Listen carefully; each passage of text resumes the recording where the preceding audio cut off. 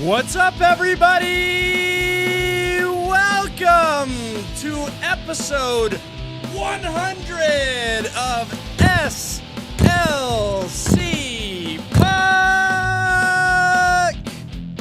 We're just getting started here. I already have things flying all over the set. But that's just how excited I am. Hey, welcome, everybody, to a very special edition of SLC Puck. It is amazing to be with you guys here today. It's April 16th, 2025. By my math, that's 1 year and 1 day from the first ever episode of SLC Puck. I don't know if you remember that one. I don't know how many people were day one listeners. Probably a few, right? Probably just a few. But in case you forgot, by the way, my name's Austin Facer. Thank you for joining me. I've been the host for all 100 episodes of SLC Puck, just so you know.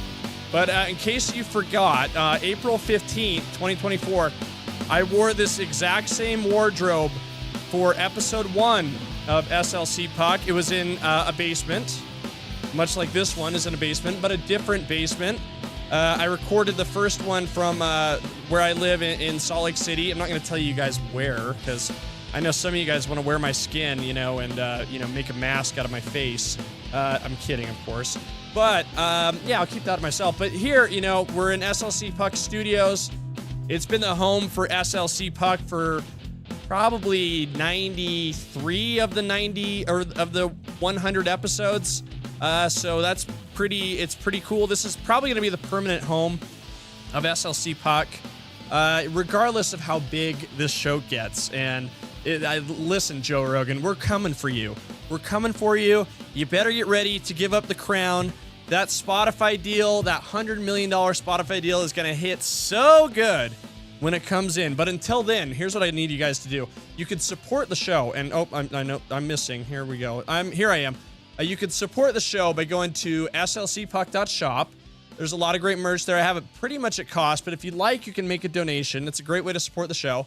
And I've got all the heavy hitters right here. These are the top selling items: the trucker hat, the mythical snow creature tank, the upside down hat, which has been a banger. By the way, someone who's been a very loyal listener of the show for quite a while, and a good buddy of mine, who I've seen him at watch parties, all that good stuff.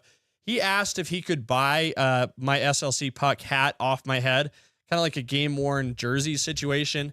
I declined because that one's sentimental to me. It's sweaty too, and it has pins and stuff that I really like. You can get those pins here, by the way, at slcpuck.shop. But anyway, yeah, someone asked if they could buy my hat the other day, and I know we're kind of like in a Jordan. You can buy, and that's the other thing, guys. This episode's going to be a little different, because I'm live streaming this, so I'll take the recording and drop it into the usual podcast situation on YouTube, Apple, Spotify, anywhere podcasts are found. And so it should be pretty normal that way, but it might sound a little different here and there because I am live. I do have the chat going. I can see I have a few people in there already, so I'll be stopping sporadically to address chats. But before we really get rolling here, I'll just lay out the lay of the land here for episode 100 of SLC Puck. Just kind of want it to be like a fun, happy celebration. I think there's a lot of stuff to talk about. The Utah Hockey Club wrapped up their season last night with a loss to the St. Louis Blues, which was a bit of a bummer. And so we'll go over all this stuff, right? We'll go, as you may know from watching the show, I do shows twice a week, Wednesdays and Sundays. So that'll all be the same. I'll just address it like the news, like everything that's happened since Sunday. There's been 2 games, the final 2 games of the Utah Hockey Club's inaugural season. So I'll recap that a little bit, give my thoughts on those games and the end of the season. And then, I want to take a minute to just talk about 100 episodes. It's a nice, round, sexy number. So, I want to talk about the show a little bit and maybe just express some gratitude. I don't think I'll be able to express enough gratitude as much as I feel. And I probably will get emotional too. I know that's always a hit for people on the show. who watch it to see me cry like a little baby every once in a while, right? People love that. But we'll get to that in just a second. But I think we'll wrap up the show. We'll just go for like, maybe I could see this going for like an hour. So if you want to stick with me that long, appreciate it. But I'll just quickly do the show as normal for just a few minutes, and then we'll jump into like some questions in the chat. 3 questions in now. I'm happy to scroll back up and get to them. But I'll just I do have a special guest, and I'll just ask my guest to just sit right there for 1 second until I call them over. But yeah, we'll just recap the last 2 games as usual. So Utah Hockey Club, like a couple of high-scoring games to finish the year, right, on the road. First of all, the Utah Hockey Club exacted revenge against the Nashville Predators on Monday. You know those Predators, the guys who suck. They're the worst team in the NHL, but they beat the Utah Hockey Club in a shootout in the home finale, which was annoying. The Utah Hockey Club, like I said, exacted their revenge on Monday with a 7-3 victory. That was highlighted by a 4-point performance by Clayton Keller, which got him on the doorstep of the 90-point total. It was kind of funny. I did Nashcast with Tyson Nash on SEG Plus. And by the way, check out those replays if you don't mind. And we were talking a little bit about Keller towards the end of the game. We were talking about his point total. I believe he had a point or maybe a goal and assist in that game. And I was like, yeah, he could get to 90 this year. And I think Tyson was a little bit skeptical. He's like, yeah, we'll see. And, because he was 5 points away after that home finale, right? And I was like, just you wait. And sure enough, he didn't register a point against Dallas on Saturday. But over his last 2 games, Kells was on fire. Again, 4 points against Nashville, 1 point against the St. Louis Blues, a big goal. The only goal of the game for the Utah Hockey Club against his hometown team. That's cash money, by the way. That's money in the bank, betting that Clayton Keller is going to have a strong performance against his hometown team. He's from Chesterfield, Missouri. So you just know when he gets in front of his home crowd, his friends and family, is going to really put on a strong performance. And sure enough, he did to reach 90 points. But unfortunately, the Utah Hockey Club fell to a desperate St. Louis team that needed a win and needed to, to avoid having their playoff hopes be contingent on someone else's good luck. But the Blues needed that win. They came out desperate. Ian Cole spoke about this after the game.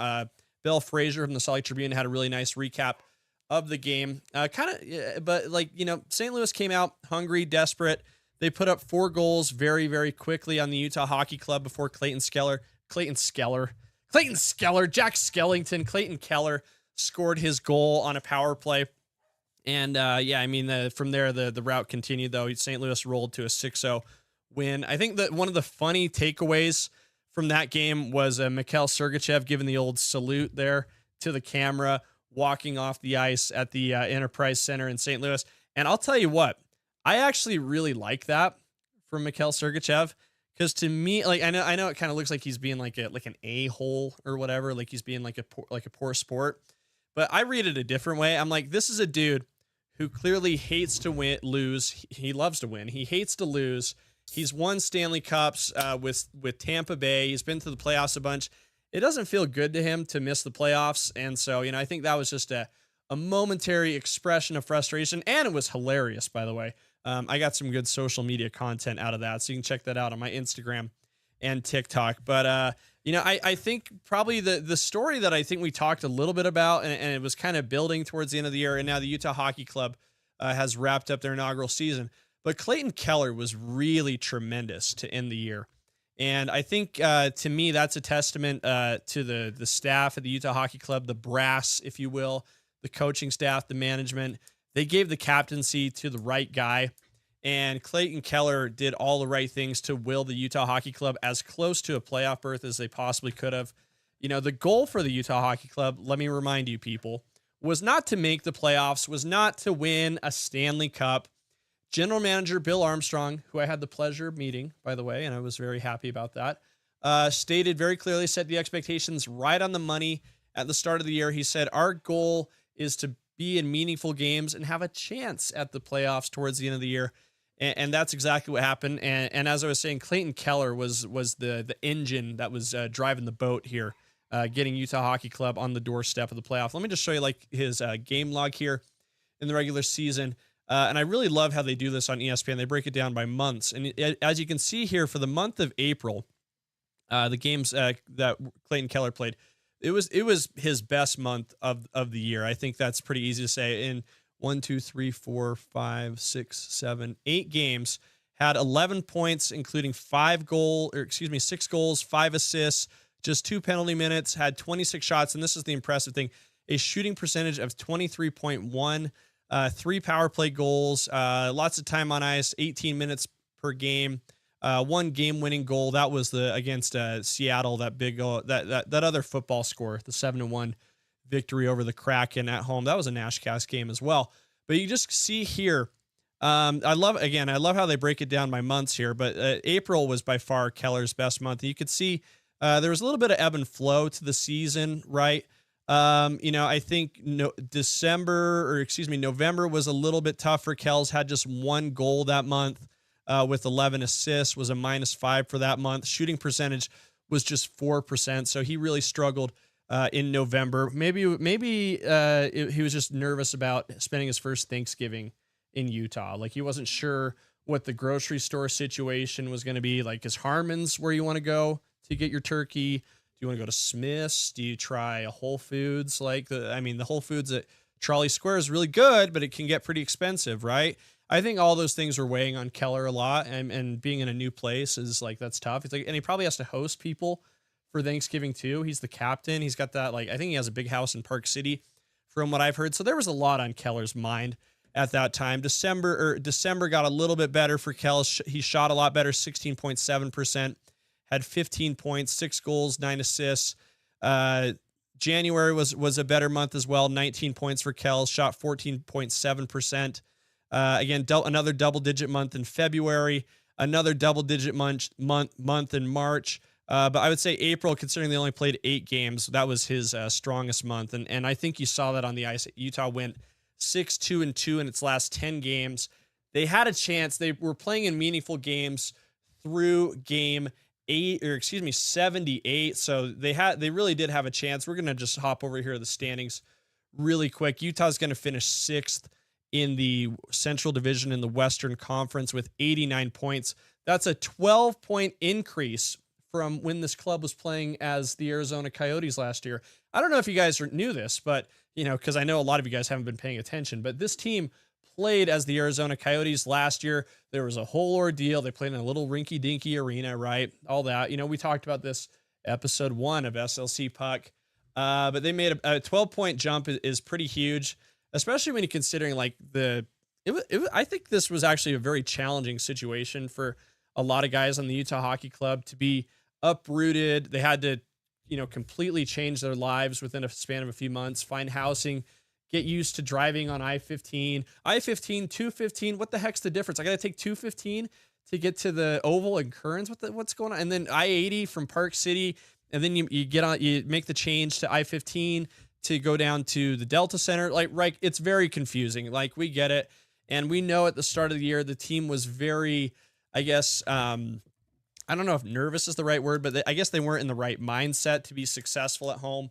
They talked a lot about how they really wanted to make a good impression on the crowd at Delta Center. So they weren't playing as well at home as people thought, but down the stretch, they got a lot better around the midway point. I think Andre Tourigny noted that since the Four Nations face-off break, Utah was actually the 7th best team in the National Hockey League. And I kind of believe that. I think they really found their stride after that tournament.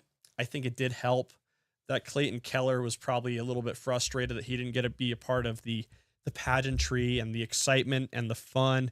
And he saw his buddies, the Tkachuk brothers, they are buddies, by the way, become international superstars over, the course of that tournament. So Keller played with a chip on his shoulder, particularly in games against the Minnesota Wild, which is managed by Bill Guerin, who picked the team for the United States in the Four Nations face-off. But Utah finishes its season, 82 games, the inaugural season, with a 38-31-13 record, 89 points, goal differential -10 for the year. Not too bad. I mean, they did give up some football type scores at the end there. 6-1 loss to St. Louis definitely hurts their goal differential. But again, over their last 10 games, went 6-2-2. I think they finished their first year pretty strong. And Bill Armstrong is a little prescient, I'd say. I would say if I were to ask anyone on earth what the winning lottery ticket numbers are going to be, I'm going to ask Bill Armstrong first, because it seems like he's pretty prescient, has a pretty good read on what's happening in the world. So he was right on the money with that. And I think that was pretty key for the Utah Hockey Club to have the expectations in the right place. And I think that helped the fans be really happy with the outcome of the season. And I think by all conceivable measures, it was a huge success for the Utah Hockey Club this season. I think we just like the moments in my mind just stand out. I think there's a lot of games and singular events in the games that stand out in my memory. Just glancing through the game log here. I mean, October 8th against Chicago, the inaugural game, that was to me really special. I had just started. I hadn't just started, but I was about 50 episodes deep into SLC Puck. Had no idea what it was going to lead into. I hadn't been contacted by KSL.com yet. I hadn't been contacted by the Utah Hockey Club yet to be a part of Nashcast. So I was just continuing to do the podcast for fun at that point. And it was just, I really wanted to be at the opening game. So Dustin, one of our great listeners, and his wife were nice enough to sell me their tickets at cost, their extra tickets. And that made it so me and my sister, my nephew could go. We wouldn't have been able to go otherwise to see the 5-2 victory for the Utah Hockey Club. We got there pretty dang early too on a Tuesday. I got out early from work to go check it out. Shabuzi was playing in the air. I've come to really love that song by Shabuzi, a bar song. You'll remember I did one episode, the episode before that game. I played Shabuzi and had the indoor snow here in SLC Puck Studios. That was a gigantic mess. I did think about doing that again for this episode of SLC Puck, but I have like a lot of expensive equipment now. I was just using my crappy old computer at the time, so I wasn't super like, whatever. I didn't care. Now I have I've made all these investments that I can't put, fake snow on. So sorry guys. I don't know if the fake snow will ever make a return, but I mean, other memories stand out, like the second home game of the year was an overtime win over Boston. I believe Michael Kesselring had the game-winning goal in that one. That was a special one as well. Just looking through here, the next one that really stands out in my mind is the November 13th victory over Carolina. We all remember that was the Karel Vejmelka coming out party. Had 49 saves, stood on his head, and that was really where the veggie movement started. Like up until that point, Connor Ingram had been taking the majority of the starts. I believe that was let's do the math here. That was game 16 for Utah, and only the fourth start of the year for Karel Vejmelka, and it was his biggest one. He made himself a ton of money with that game. And I think the thing that people don't talk about enough in that game was the fact that Utah was on the penalty kill for 9 minutes in the third period. The game, and there was a point where Carolina, the penalties were such that they could have scored at will. A goal would not have taken the Utah guy out of the box. So Utah was really in danger of losing that game. But they pulled out a huge victory. And we all saw the iconic, Karel Vejmelka pose, when he was announced as the first star. And by the way, yes, that is a Karel Vejmelka goalie pad right there that I have behind me. So that was a pretty cool pickup. Gosh, how cool would it be if those were the pads that he wore for the Carolina game? I'm sure there's a way I could photo match these to some game. They might have only been used in a practice. I don't know, but they're pretty damn cool. I'll say that. I was pretty psyched to get the veggie pads. Again, and guys, I'm going to hop into the chat. I can see your comments right there. So I'm going to address these, in just a minute here after I have my special guest on. But other memories that stand out, not too long after that, the Washington Capitals were in town. Utah lost that game 6-2, but Alex Ovechkin scored 2 of his goals en route to becoming the all-time scoring leader in NHL history as far as goals go. He scored 2 of those at Delta Center. He's also injured in that game on a hit by Jack McBain. That was an interesting one. Another game that stands out in my memory is the road game against the Vegas Golden Knights on November 30th. a 6-0 victory in which Jackson Stauber actually made history as the first shutout thrower or goaltender in Utah Hockey Club history with his victory there. The December 18th game against Vancouver, that was a big one. The barn was packed, an overtime win. I believe I did a show shortly after that game ended. More games that were very memorable in my mind. Games against Winnipeg were huge. I thought Utah played spectacular against Winnipeg at Delta Center, which is a really encouraging thing considering Winnipeg has won the President's Trophy as a team with the best overall record in the standings at the end of the regular season. They put a lot of goals behind Connor Hellebuck, who has a great chance of being the National Hockey League's MVP winner, the Hart Trophy winner.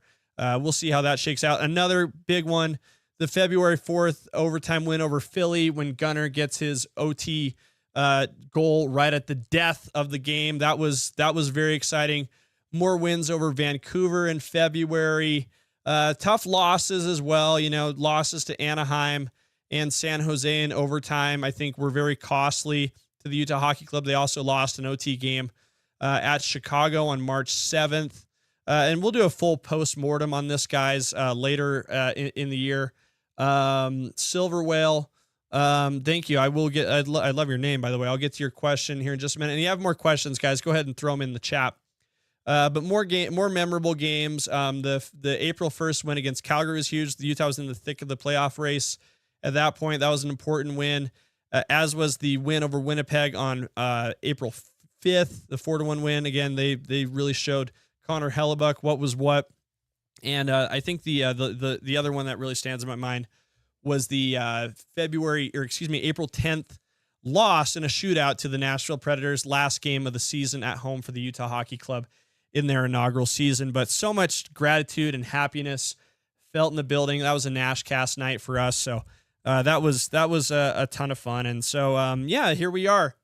Episode 100 between the 15th of April, 2024 to now, managed to get 99 episodes of SLC Puck done.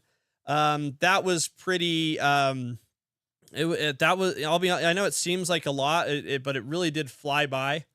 I guess it was a lot. Like the work of doing a podcast, by yourself can be a heavy lift. A lot of research went into every episode.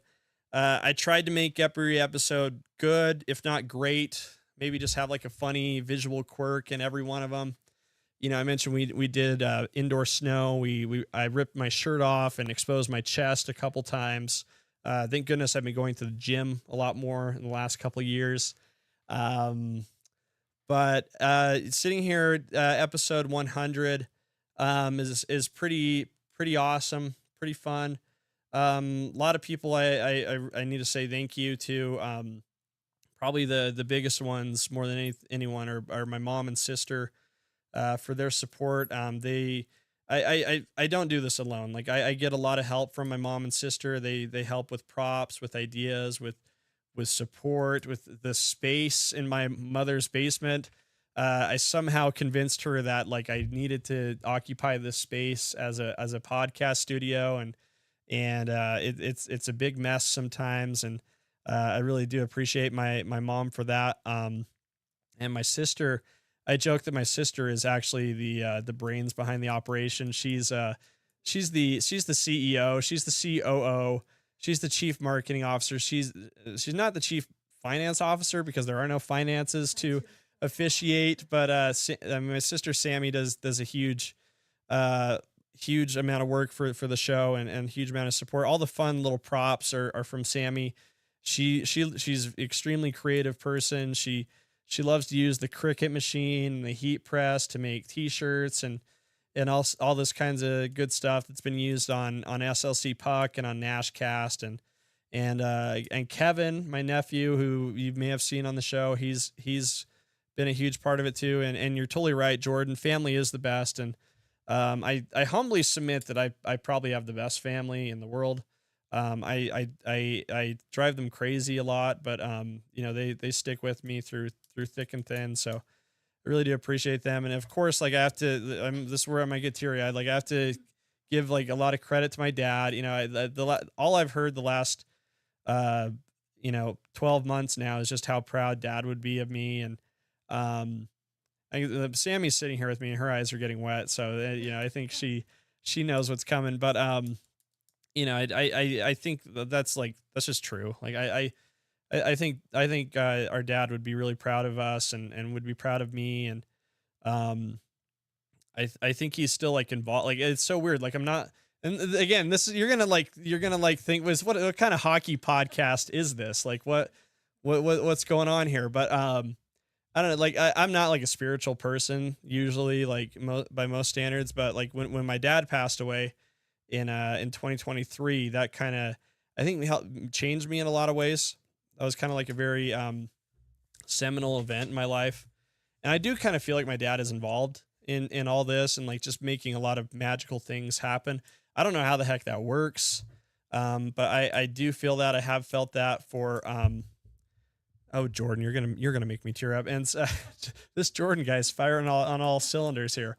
I do think my dad is proud of me, and yeah, I hear that all the time, and I never get tired of hearing it because that's kind of like what means the most to me. That's like what I've always wanted to do is make my dad proud of me. So thank you, Jordan, and thank you to everybody who's said that to me. I got a really nice video message from Skeet Heatley, who you might know as Clean Hits Kenny from the Clean Hits podcast. He sent me a really nice video on Twitter today.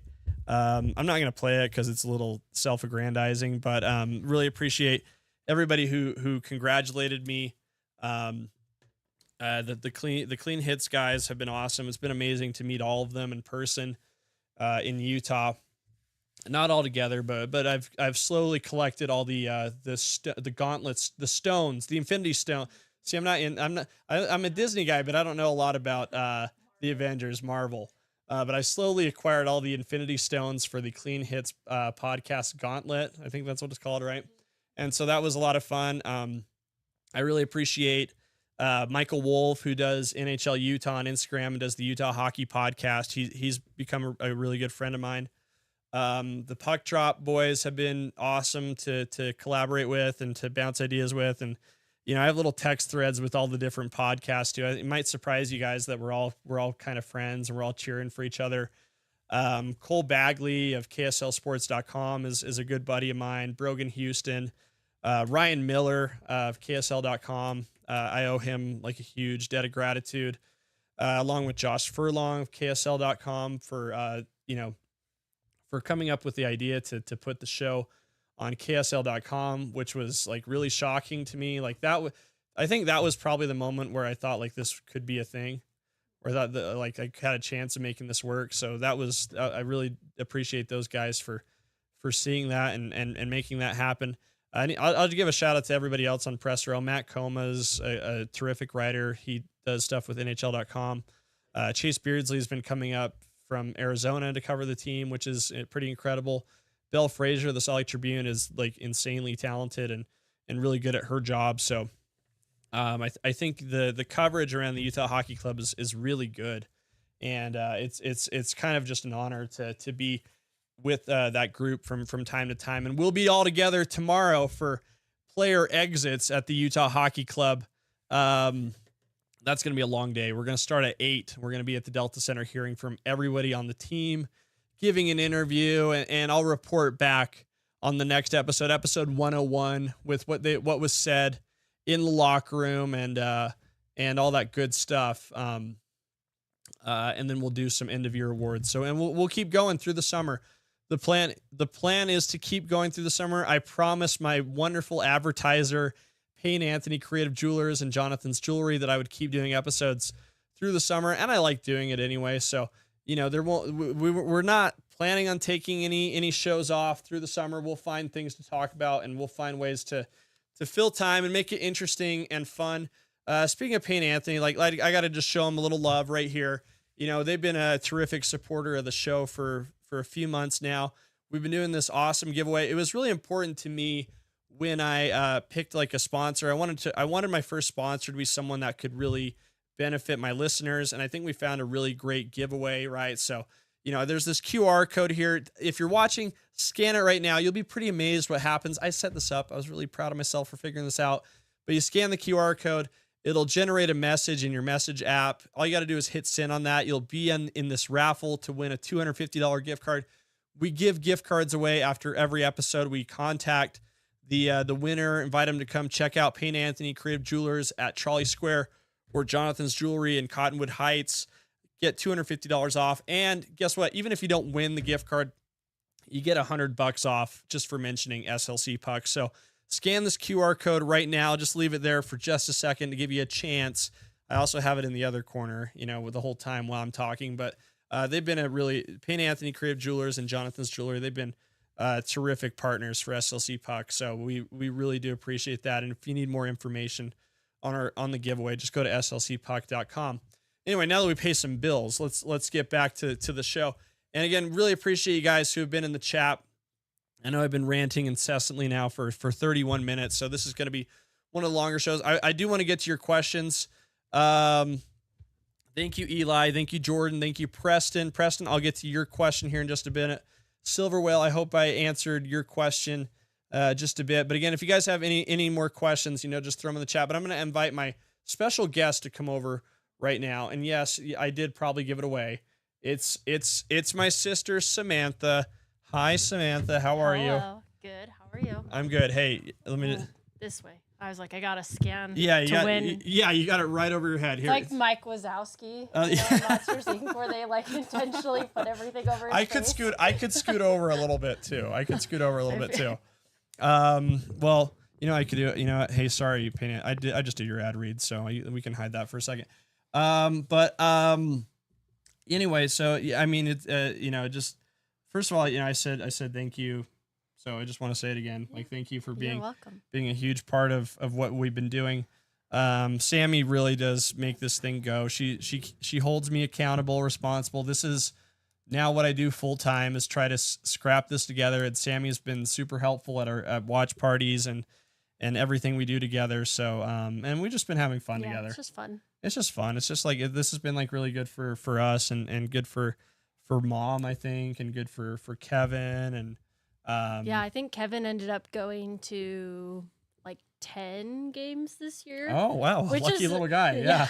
That's a lot for a 2-year-old. Yeah, absolutely. Yeah. It helped that we didn't have to buy him any tickets. We just had to sit on, we just bought, we did a few of those, we did the appropriate amount of, inexpensive tickets and had Kevin sit on your lap. That was a lot of fun. We got a little jersey for Kevin too. But Sam, I want you to serve an important role here. And look at that. You have a lot of people saying hi. You have a lot of fans. You're becoming a celebrity in your own right. So that's kind of cool. But maybe I'm sure some people have some questions about SLC Puck. And so maybe let's just get the show warmed up here. Hey Lucas, good to see you, man. I was excited to see you hop in. Maybe you could just help me recap the year that we just had doing SLC Puck. Maybe we could help me jog my memory. Help me take a stroll down memory lane. So I was trying. I know. I have a jersey with my own name on it. Yes. Sorry, we have to answer this first, but I do have the other half of the veggie pads in my room. Just so we know. Put your attention back on me. Continue. I was trying to look for the text message because I thought you would send it to me in a text, but I think you actually called me on the phone to tell me that you had, created SLC Puck and you had gotten the website and the Instagram handle and everything. And I was just trying to think about that moment. It wasn't officially announced yet that the team was coming to Utah, but there was a lot of speculation that was going on. And so do you remember what was going on in your brain? Why did you decide to jump on this so quick? Yeah. Well, terrific question. Thank you. It was funny. I just, as the anniversary of the show was approaching on the 15th, I went back in my receipts to try to figure out how it all came together. Mm-hmm. And what I deduced from checking my emails was that I bought the URL slcpuck.com on April 11th, 2024. Mm-hmm. And what happened, it was it feels so romantic to remember it. Like I was just taking a walk in Sugar House Park, as I do, right by yes. the stream that goes down the middle. And I was just like, I was feeling like a lot of excitement because like the rumor was really starting to become true. I think like they had reported in the Daily Face-Off that like the talks of getting the Coyotes to Utah and being sold to Ryan Smith were real. Like it was like the framework had been established, I think was the language they used. So like it was coming. Like it was like, it was starting to feel real. And just, as I've talked about on the show, like, just with my hockey background and background working in sports media, I just kind of felt like I was like, what? I kind of felt like that, like I had to do something. I just felt like it was like I felt like it was like a calling almost, you know what I mean? I was like, there's gotta be something I can do. So I just like, I was looking for like the way to do it. I was like, it's funny. Like I kind of didn't want to do a podcast. I was like, maybe I could just find a way to like I kind of like sketching out ideas for like shirts and stuff. Like that's why there's a merch shop. So I thought like SLC Puck was just going to be like a merch shop. And I just, as I saw people, and I should go back to how I got the name, but like, I just saw people, were already starting to talk about what the name would be for the team. On Twitter, and I saw a few people bring up SLC Puck, and I was like, oh, that's pretty effing brilliant because it's a play off of SLC Punk, that iconic movie from like the early 90s, which is a movie I love, by the way. And I was like, holy hell, that's like a really good idea. Like, like you could do anything with that name, related to the team. And so again, just walking through the park and thinking, I went to GoDaddy.com just to see if SLCpuck.com was available. Holy hell, It was $20 too. Yes, I was like, you jumped on it so fast. I didn't even I pulled out my wallet and like punched in the credit card information. I was like, and then just like I was so scared, like in that little stretch between like seeing it was available and like getting my wallet out and punching in the credit card information that it was going to be gone. Yeah. But I locked it down, and I think you called me right after that because you were like, I just bought this website and like. And here's the other thing, like this was like also the crazy part. Like I was like excited to get the website for one, and I was like, if I really want to like make it grow, I need the social media handles. Like I need SLC Puck, and just one by one, they were all still available. They was available on Instagram, on TikTok, on Twitter, on Facebook, on YouTube. I was like, this is knucking futz. Like, I can't believe this was all kind of just like sitting here for me. And I think like having like it's a really good name. I think like having this name like helped me get excited about like doing something with it. And I think it helped like get people in the door a little bit too, and kind of continues to do that. Because if I had just called it like the Austin Facer Hockey Podcast, no one would have given a crap. No one would have cared. Should we talk about podcasts of the past from Austin? Yeah, I've ventured in other podcasting, just experiments, right? But so yeah, I mean, it was just kind of like magical that like all the like the name was just sitting there for me in all its forms. And again, I called you afterwards. I was like so excited. Like I have this name. I don't really know what to do with it, but like I think I need to do something with it. So just ran home and opened up. We were just hopeful that the team was really going to come here because we didn't know at that point. I knew they were coming. I knew they were coming. But I was like, I just ran home and started working. I got on Photoshop and like made the logo. I knew I had to have like a punky look to play off of SLC Punk. And built out a lot using, DALL-E, Chat GPT. That was really helpful to build out some of the graphic elements. But yeah, it was just like extremely exciting. Like I remember like shaking because I knew the name was good and I knew there was something that could be done with it. So yeah, that was real. And then I remember like every day like after work or like when I had free time between like the 11th and the 15th, I was just kind of conceptualizing, and then I decided let's just do a podcast and just maybe that can help me sell the merch is what I thought. And it kind of does, not that much, but that was kind of how it played out with getting SLC Puck off the ground and getting the first episode recorded before the team was officially announced was kind of something I was like really proud of too, because I think they got officially announced on the 18th.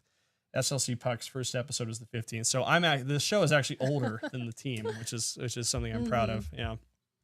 Another thing I thought about while you were talking, I don't know if it's really a question, but we've explained this a couple times, like we were a big hockey family growing up, and like I don't think people realize how much of our life that was. Like Dad was at the rink every single day. Like we were there constantly, for hockey, doing everything. And it was kind of a weird thing once you graduated from high school and that hockey season was over. Hockey just kind of left our lives for a while. And, it was something we were like, oh yeah, we used to do this and stuff. But I think having this NHL team here has kind of helped our family fall back in love with the sport. And we love the sport because it has happy memories of us together. So I don't know if you just want to touch on that a little bit, but it just like, for me, it's like, wow, we've really enjoyed this activity together and we get to do it again. So yeah, there's good memories there with Dad and with friends, coaches. I mean, it was huge, like from age 8 to 18, like we were at the rink like almost every day, like, and I was on the ice 3 or 4 days a week. I mean, yeah, you said it perfectly. I mean, it was like the people we played hockey with were like kind of our family in a lot of ways, like we went to, I mean, like all hockey families do, going to tournaments together, sleepovers in hotels, Dad talked on the phone with the coach of Viewmont and DCYJ Ken Kitchen every day. For hours, right? Just talking about like what the team needed, the ice time situation, discipline issues from time to time too, I would imagine. Yeah. But yeah, I mean, and then you're right. Like after high school ended, like I think just other things kind of happened. I did my mission, that went really well. And, then I just tried to find a career in sports, and just the NHL didn't exist in Utah at the time. So it was a lot of working and for the Jazz and for the Bees, the Stars. I think the point to add too is you worked in sports for a little while when you came home from your mission after you finished college, but then you kind of drifted away from that for a while, and it wasn't really something that you enjoyed very much for a while there. And, you, even when, the hockey team was first kind of speculating that they were coming, you said, I don't know if that's really something that I want to do. And so can you kind of walk through, like, I think it made you fall back in love with sports in the sports world too. Yeah. I mean, I think I learned, like, for a number of reasons that, like, I didn't always love having like a boss, in some ways. And it can be like, it's just really tough to like get, like, he still doesn't like having a boss when I call him on the phone, just so you know. That's true. No. But, like, I think I learned that, like, like, I don't know. You're right. I did just kind of fall out of it. I truly thought I was never going to work in sports or sports media again.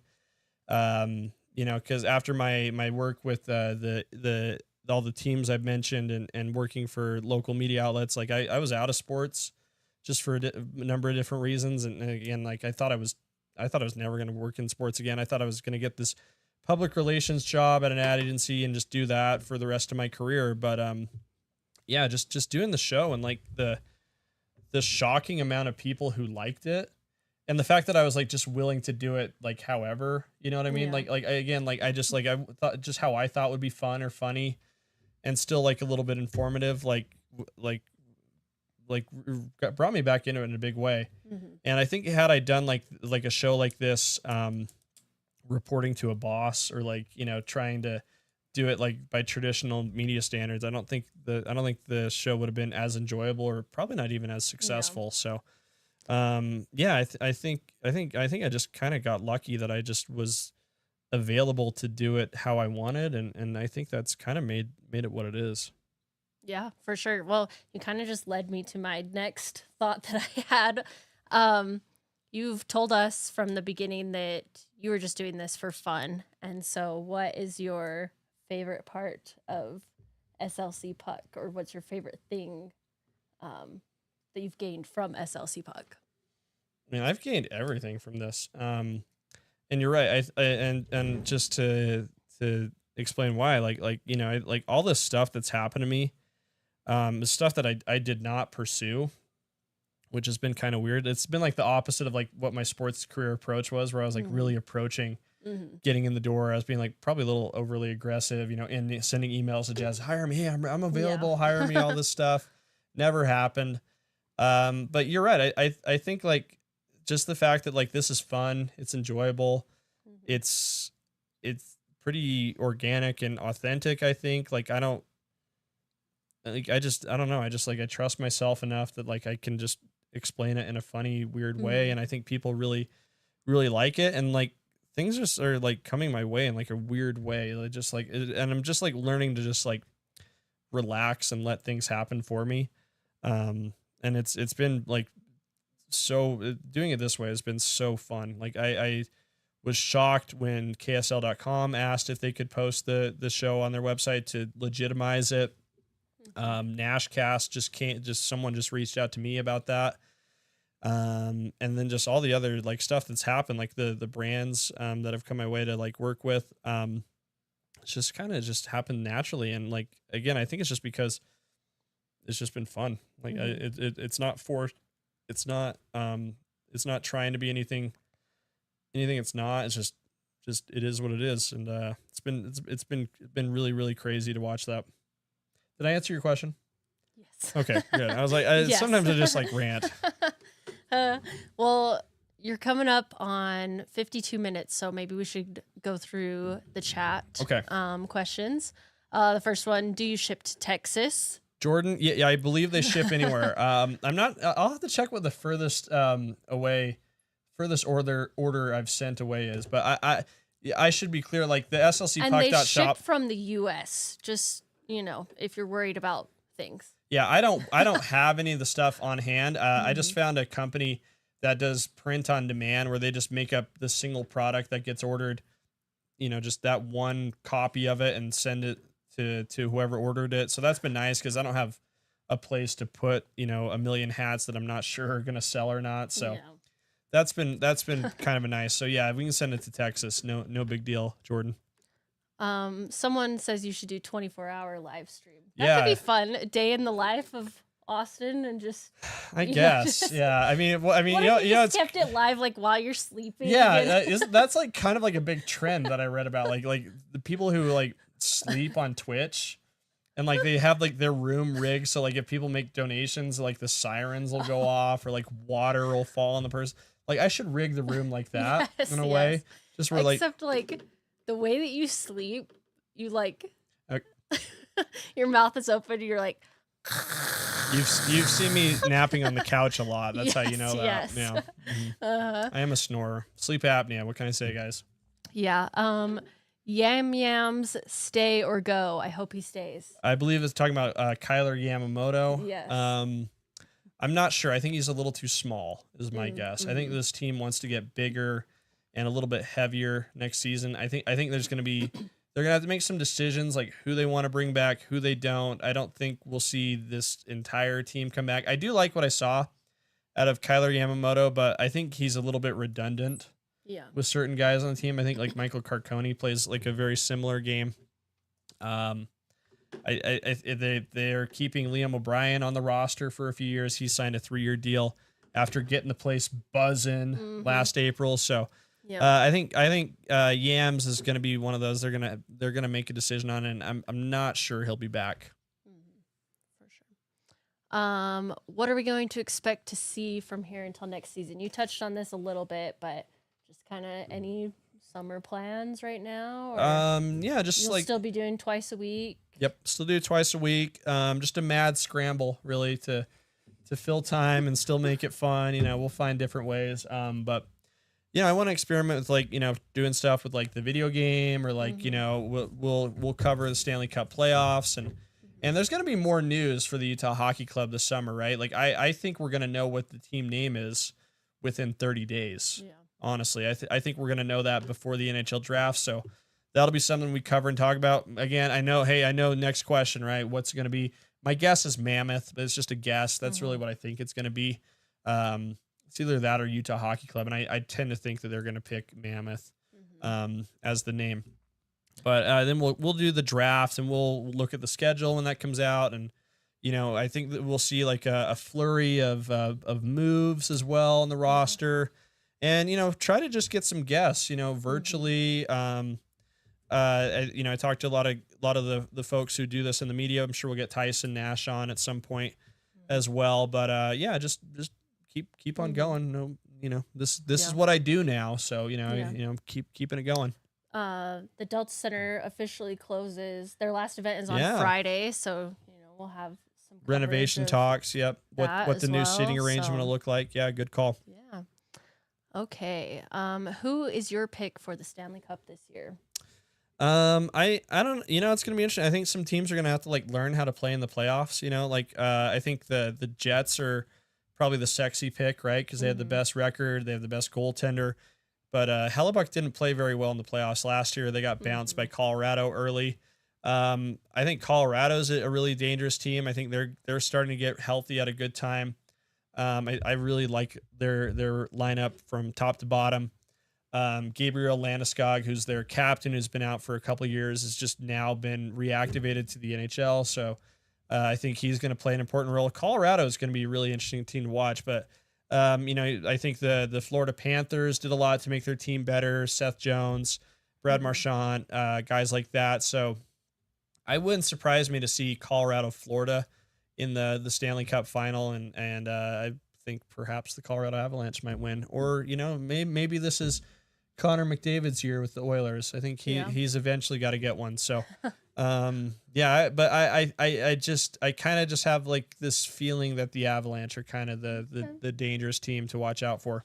All right. Just a shout out to Eli. Yeah. Since day one. Day wow. one. Holy hell. What's that been Yeah. like? Nice, dude. Appreciate it. Let's see. There's a couple people asking what player exits Player are. exits, yeah. A player. It's just basically the player's last real formal sit down with the media before they go on summer break. So it's kind of like a dog and pony show. They've got the podium where you see Coach Bear talk after the game, and they'll have each of the players go up one by one to just answer some questions from the media. Those are not going to be open to the public, but I think you can watch them on SEG Plus and Utah Hockey Club Plus. So you might hear my voice asking a couple questions. You might not, but I'll be there taking notes and getting content for SLC Puck. That starts bright and early, and it's going to suck. It's really, a long day. It's going to be awful. It starts at 8 a.m. and luckily I think they're serving us breakfast and lunch, but, I don't know. It's just it's a long time to just sit in one chair. It's legitimately probably gonna take 4 hours to get through everybody, probably longer. So, anyway. All right. Jordan has a question that I think you're gonna do a couple episodes maybe about this. Any bold predictions for the team for this off season? Players leaving, trades, signings. Team name you covered. Stay tuned, Jordan. We'll dive. That's how we get you coming back. Yes. Call that a tease in the business. Yeah, we'll get you back, Jordan. Yeah. And then Eli said loves Nashcast. Yeah. Thank you for bringing that up, Eli. I just wanted to say, those of you who watch Nashcast, how cool and awesome it is. Just like Tyson, I have really, of all the people I've met this year who are I guess elevated, interesting, noteworthy people. Tyson's by far my favorite. He's just the he cool... paid him to say that. He did. He did. And he paid me a lot too. Yeah. So I'm going to really stroke his ego pretty good. But Tyson's the greatest dude. He takes really good care of me as his co-host. He really wants me to succeed and be successful. And, it's funny, he has this reputation as being the most hated guy in the NHL, and I love him. He's a softie. He's an absolute darling. He's a sweetheart. Yes. I hope he doesn't take offense to this, but he is just such an unbelievably cool dude. He took me out to a awesome steak dinner about a month ago. We went to Capitol Grill together. That was for me one of the highlights of the year was just getting a steak with Tyson and our producer Craig Amazine, and he just he makes me feel like I belong, and it's for me that's great because I don't always feel like that because it's again my head is kind of spinning, everything that's happened to me over the last year, like all the people I've met and like all the cool things I've gotten to do is like, it's kind of mind boggling. And I like, and what's crazy is there's just going to be more, you know, we're going to ramp up Nashcast next year. We're going to do more shows. We did 9 games last year. We want to do maybe twice as many next year. We're going to do a weekly podcast. That's going to be like an extension of the show on SEG Plus, and Instagram account is going along with that too. So that's Nashcast official. You'll see that ramp up later. The trophies on Nashcast are a lot of fun. We have an awesome question right above that. Oh, okay. Yeah. Okay. Well, that was anyway, stay tuned for more Nashcast stuff. Yeah, you'll see more of that. When and for who will Austin rip his shirt off for next? For you. Tyson Nash, we are coming for you because he loves it. Dude, you know what's so funny? Like if you hear on this every show, single Nashcast, he has to comment. Yeah, he does on my areola, my hairy areolas. Yes. I think he likes to call my nipples. So I think we're coming for him next. Yeah, we might. But like what's funny about that is like Tyson does rip on me for that. But it was his idea to put that video in Nashcast in the opening sequence. Because that was the last episode I did before my first Nashcast. And I remember we were getting into our production meeting to talk about Nashcast and what was going to happen. And Tyson comes in and he's like, dude, that episode was so funny. That was so effing funny. And like he just insisted that be in the opening sequence. And I think it's because he knew it would make for like good material for him maybe. But he's so funny and like encouraging, and we give each other like a hard time on the show, but like there's so much love there. Like I can't say enough about Tyson. He's the greatest. Kind of just a silly question now. How do you like your steak? Medium rare. Medium rare. There you go. Hot and a little pink, I'd say. Yeah. There you go. I think if you got to have some pink in there. If it starts to get into the territory where it's too cooked and not pink, this is hard for me. Because I've only done this once, but I had to send back a steak once because it was cooked a little too much, and if that happens, I become irate. I'm kidding, but yeah. So yeah, medium rare is the best way to get your steak cooked, I think. Not too pink either. You don't want it bloody. You want it hot and pink. Yes, you know what I'm talking about, Jordan. Yep. We'll probably talk about this another episode, but this is just kind of an interesting comment in regards to the name and the mascot that I've never really thought about before.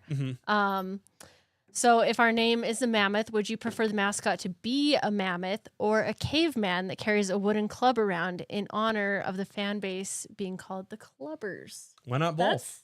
That's kind of a good idea. I kind of like that. I think they should have both. They could have like a woolly mammoth and then his friend who is a caveman, and they could get into. Who says we need to just have one mascot? Okay, so would you audition for the caveman? You know, we've already seen the. Yeah, I mean, that would be great content just to do a video of my audition. I would I don't know if I like all the commitments I have. If I'd be able to do it, and I don't have the athleticism to be a mascot the way that I'd be expected to be. But yeah, I would certainly audition for sure. Yeah. Yes. How many games did you make it to this year, and are you a season ticket member? This will probably be our last question because we have hit the 1 hour mark. Right. So we'll probably do some wrap up. Yeah. Thanks, Tanner. I'm not a season ticket holder. We did give that some thought when the prices were announced. But I mean, I think as a lot of people found out, they were just kind of crazy. That's just something that just like we wouldn't have been able to. It was kind of hard at the time knowing too, like exactly the viewpoints. You were able to go in and kind of see where the seats were, but it's still like I would have been annoyed to buy season tickets with the obstructed view. I think perhaps like in the future, like maybe we will invest in those and just maybe have something that's like part of the show. Maybe should the show really take off, that's got to happen first. Yeah. But no, I'm not a season ticket holder. That was kind of like why I started like working, like as often as I could for KSL.com, just covering the games, written on KSL.com, was just to get in the building and just be a part of it. I got to go to the Philly game. to see Gunther's goal in overtime. And then I saw a couple of games where the Jets were in town. So no, I'm not a season ticket holder. If I had to guess how many games I went to, so I did 9 Nashcasts this year. We did the season opener against Chicago. That's 10. I don't think we were back in the building. The Washington, actually I was back on October 30th because that was my Nashcast audition in the studio. So I was there for that. So that's 11. I was there for the Washington game. That was when I got my promo pictures taken like that. That was like really embarrassing, weird moment on the 18th. So I saw Ovechkin and I had good seats for that one. So what's that? That's 12. And then I probably covered, I'd say maybe 6 or 7, maybe 8 games for KSL.com. So I was probably around 20 games at Delta Center, during the season. So, I'd say I probably got to maybe half of the home games this year. So I'm realizing that it's pretty cool. Yeah. But yeah, I mean, it's a different experience during Nashcast because I'm in the studio, not in the seating area. I'm effectively watching the game on TV while I'm in the building. But I was in Delta Center for about 20 games this year. Awesome. Guess do you want to wrap it up? It looks like lots of questions about what's going to happen during the off season, and I think that's kind of going to be a stay tuned. Because we're going to have episodes all throughout the summer. We'll talk lots of off season. Types things. Yeah, and thank you for holding me accountable too. Yeah, you'll make sure that I stay on task doing that. So the schedule is going to continue Wednesdays and Sundays, and then more stuff with Nashcast will be happening in the summer and into the season. So I'll be a busy boy. Lots of hockey in my life now. But I'm super lucky and just grateful for it all. So again, just like huge thank you to everybody who tuned in and watched. We had some people who were with us like the whole hour. So to give me an hour of your time on a school night too is pretty cool. So again, just really do appreciate everybody who has watched and who will watch the replay and listen to this on Apple and Spotify and who follows me on social media at SLC Puck, the merch and all that stuff. So just feeling like really grateful for the love. I still don't expect anything. I didn't expect anything. I don't expect anything. And I got in the world. And so I really do appreciate that. Just a big thank you. You don't have your cans on, so you're not, cans are, that's industry term for headphones, just so we're clear. Yes. But I think there's only like one way to say goodbye to everybody. And, by playing some music. Oh, yes, of course. So, thanks everybody.